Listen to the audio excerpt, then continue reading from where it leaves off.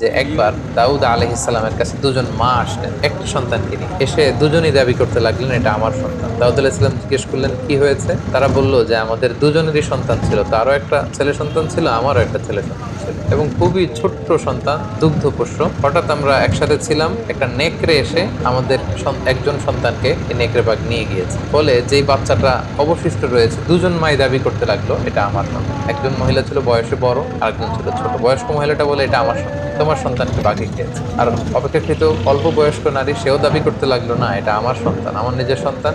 নেকড়ে যে সন্তানকে নিয়ে গেছে এটা তোমার সন্তান। এই ঝগড়া সাইয়েদনা দাউদ আলাইহিস সালামের কাছ পর্যন্ত পৌঁছায়। দাউদ আলাইহিস সালাম বিস্তারিত তাদের কথা শুনে বয়স্ক মহিলার পক্ষে রায় দিলেন। বললেন যে এই সন্তানটা সে পাবে যে নারীটা বয়স।